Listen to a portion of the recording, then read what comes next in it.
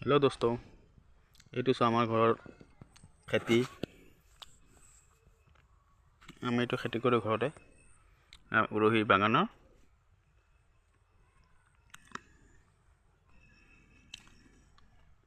এইটো আমি কি হৰাচমিন বুলি কওঁ, আপোনালোকে কি কয় জনাবচোন।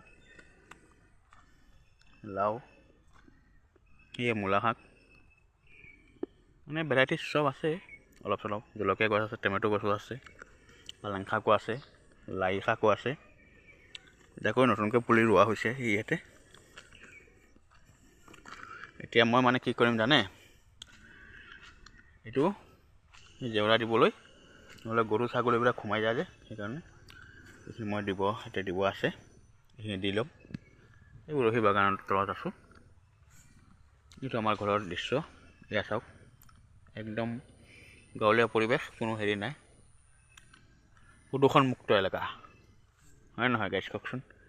একদম প্ৰদূষণমুক্ত এলেকা। চাওক, আজি পুখুৰীত অলপ মাছ মাৰিছিলোঁ। কাৱৈ মাছবিলাক সৰু সৰু পেলোৱা হৈছে, ডাঙৰ হৈ গ'ল। কাৱৈ মাছ, পুঠি মাছ, ডাঙৰ মাছ এটা পাইছিলোঁ। মাছ তাছ বনাই খোৱাই হ'ল। এইটো পুখুৰী, পানী নাই, পানী কম। আমাৰ ঘৰৰ পুখুৰী। এয়া কলগছ আছে, তামোল গছ আছে, পাণ আছে, চব আছে।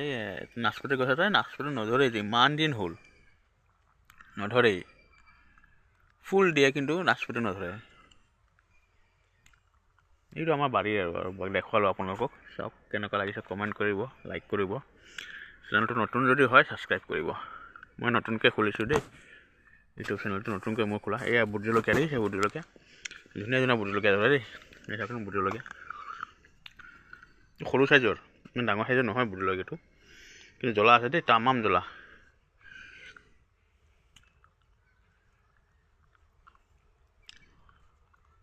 বুট জলকীয়া ভাল খাবলৈ, মোৰতো ভাল লাগে বুট জলকীয়া। আচাৰো বনাইছে ঘৰত, আকৌ নেমু দি পেলাই আচাৰো বনোৱা আছে। মানে অলপ চলপ চব শাক পাচলি আছে আৰু আমাৰ তাতে, ইমান হেৰি নাই আৰু, মোটামুটি চলি যায়। বজাৰৰ পৰা ইমান শাক পাচলি নালাগে। কলডিল চলডিল আছে, চব আছে। অমিতাও আছে, মানে চব আছে আৰু মোটামুটি। আমাৰ চব্জি ইমান কিনিব নালাগে বজাৰৰ পৰা, খালি আলু পিঁয়াজ দালিবিলাক কিনিলে হ'ল আৰু।